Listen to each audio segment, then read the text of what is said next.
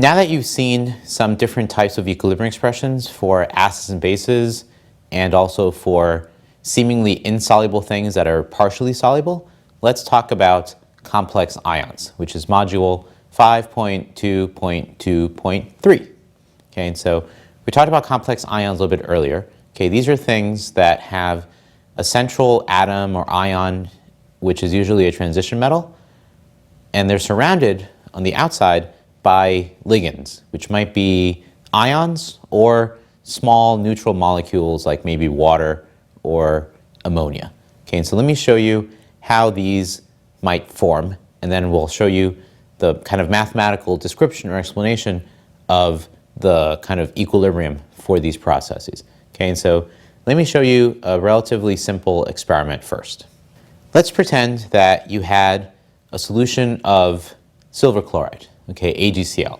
So you saw this earlier, hopefully in the last video, that AgCl is one of these insoluble salts that only dissociates to a very, very small extent. Okay, and so that means that typically if you had a solution of AgCl, it would be almost entirely solid AgCl and only a very, very small amount of Ag plus and Cl minus. Okay, and let me write down the equilibrium for you over here.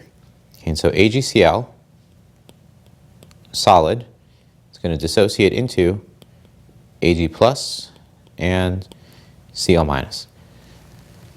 Now, that would be true if it was just water.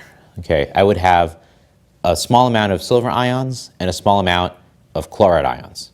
But now let's say that I actually change the conditions of the experiment, where instead of dissolving the AgCl in just pure water, I actually try to dissolve the AgCl in salt water. Okay, I add NaCl, right, sodium chloride, to the water. Okay, and so what's going to happen? Well, the NaCl is a pretty good electrolyte, dissociates completely, and breaks apart irreversibly into sodium ions and chloride ions. And the point is that the NaCl is going to be a source of extra chloride ions. And so if I'm increasing the concentration of chloride ions, I can think of this in terms of the Chatelier's principle or something called the common ion effect. Since I have more Cl minus around, the equilibrium should shift to the left. And so the solubility of AgCl should actually decrease as the concentration of Cl minus increases. Okay, and if you look at the table, you'll see that behavior. Okay, as I increase the concentration of chloride ion, the predicted solubility goes down and down and down, right? These get smaller and smaller and smaller and smaller. And if I actually do the experiment and make the measurements, you see that it does start to decrease, but then something weird happens around here, and the solubility actually goes up again, and it actually increases to the point where it's more soluble at these very high salt concentrations than it was before. And you say, well, that's weird. What the heck's going on? Well, there's another chemical reaction taking place. So let me show you what that is. Okay, we're forming complex ions. Okay, and so what can happen is at super high concentrations, the silver ions can react with maybe N of these chloride ions and form some kind of equilibrium to have AgClN. And then the whole thing has a certain charge associated with it.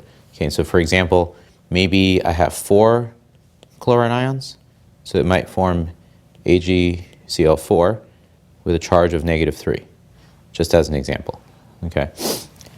These complex ions are really polyatomic ions, so there's a cation or an anion that consists of some kind of central atom, okay, which is going to be, in this case, the silver ion, or Lewis acid, electron acceptor, and these ligands, which are on the outside, okay, that are bonded to it via coordinate covalent bonds. And so in this case, the chloride ions are the ligands.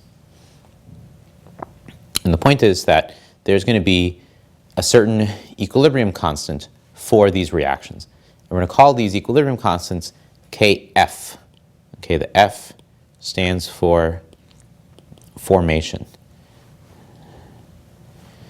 And you can see in this table that in contrast to the KSPs, which were super, super small, a lot of these KFs are actually super, super big, which means that the equilibrium heavily favors the products compared to the reactants. Okay, so these reactions actually happen quite easily, especially if you have very, very, very high concentrations of the ligands present, kind of drive the equilibrium to the right-hand side. Okay, so whenever you have solids that have transition metals in them, you have to worry about two possible competing reactions. Okay, there's solubility, but there's also formation of complex ions, and they sometimes go in opposite directions.